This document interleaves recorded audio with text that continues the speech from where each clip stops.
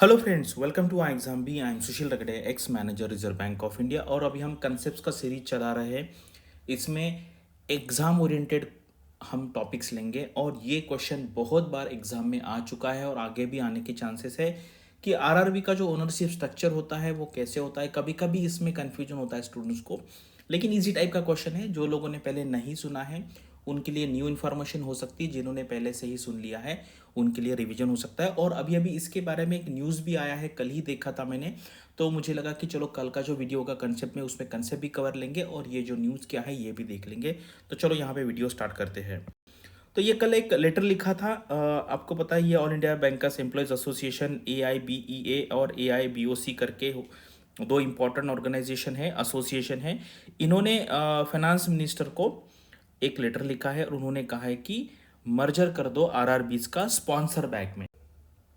जैसे अगर आप महाराष्ट्र का एग्जांपल लेंगे तो यहाँ पे महाराष्ट्र ग्रामीण बैंक है, यानी कि जो रीजनल रूरल बैंक है, और उसका स्पॉन्सर बैंक है बैंक ऑफ महाराष्ट्र।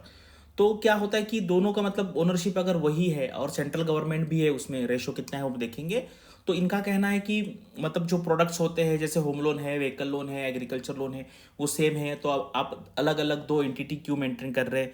तो ये इनका यहाँ पे डिमांड है और ये काफ़ी टाइम से चला आ रहा है। और इसके बीच में एक और भी एक प्रपोजल आया था कि सारे आरआरबीज को मर्ज कर दे और भारतीय ग्रामीण बैंक का इस्टेब्लिशमेंट करे, करेक्ट। लेकिन देखते हैं क्या है। और मुझे लगता है अभी एक राइट टाइम है, सही टाइम है, क्योंकि आगे इलेक्शन भी आएंगे और जब गवर्नमेंट जो होता है वो फुल मेजोरिटी में नहीं होता है, मतलब एक पार्टी का फुल पावर नहीं होता है, तो ऐसी जो डिमांड्स होती है गवर्नमेंट इसको निगलेक्ट नहीं कर सकता है। तो मुझे लगता है ये पॉसिबिलिटी होनी चाहिए। और जो मैंडेट है पहले से ही आरआरबीज का, वो अगर हम इंटैक्ट रखेंगे और ऐसा मर्जर करेंगे तो आप जैसे स्टूडेंट्स हैं जो प्रिपेयर कर रहे हैं उनके लिए भी अच्छा होगा और सबके लिए ये मूव अच्छा होगा, क्योंकि ये बैंक के पास ज़्यादा पैसा नहीं होता है टेक्नोलॉजी अपग्रेडेशन के लिए। तो आज के न्यूज़पेपर में उसके बारे में न्यूज़ भी आया है, वो भी हम देखते हैं। तो ये देखो, ये दो न्यूज़पेपर में है, बिजनेस स्टैंडर्ड में एंड फाइनेंशियल एक्सप्रेस में क्या आया है कि उन्होंने क्या कहा है, to ensure the overall efficiency and the viability of the banking sector. Viability यानी कि ये बैंक को आगे रहना पड़ेगा, अदरवाइज ये बैंक डूब भी सकती है, क्योंकि ये इतनी इफिशिएंट नहीं होती जितनी इनकी स्पॉन्सर बैंक होती है। ठीक है। और ये भी रीजन दिया है कि to upgrade their technological platform to a higher version as it prevailing to the sponsored bank. जैसे स्पॉन्सर्ड बैंक में है वैसे यहाँ पे जनरली नहीं होता है, थोड़ा सा टेक्नोलॉजिकली ये पीछे रहते हैं। तो यही इनका डिमांड है और मुझे लगता है आगे साल में ये होने के चांसेस है। और अभी आपको पता है आरआरबी के नोटिफिकेशंस आए हैं, उनका एग्जाम भी है। तो ये एक न्यूज़ है वो बहुत अच्छी है, जो आप अच्छे तरीके से पढ़ाई करेंगे। यहाँ पे इतना कंपटीशन नहीं होता जितना पीओ में होता है, और यहाँ पर आप जाएंगे तो आगे जाके मर्जर होगा तो आपको इसका फायदा होगा।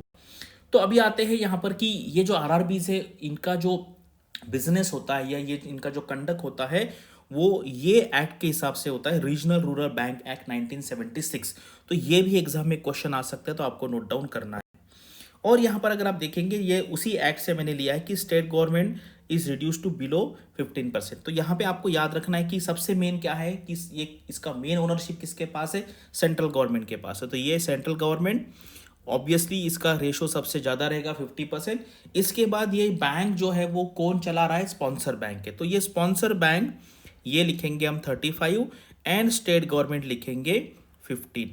तो इस तरीके से ये यहाँ पे 100% टोटल ओनरशिप यहाँ पे हो जाएगी। ठीक है, बिल्कुल मुश्किल नहीं याद रखने के लिए, लेकिन कुछ ना कुछ हमें एक लॉजिक यहाँ पे बताना पड़ेगा खुद को जब लिखते समय, अदरवाइज यहाँ पे कंफ्यूजन होने के चांसेस है। कुछ लोगों को बीच में ऐसा लगे कि स्पॉन्सर बैंक है तो उसका ज़्यादा रखना है।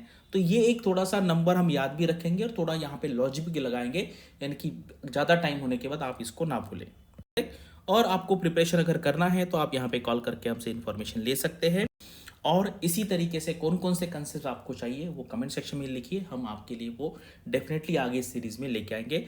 Thanks for watching this video and all the best for your studies and upcoming examinations.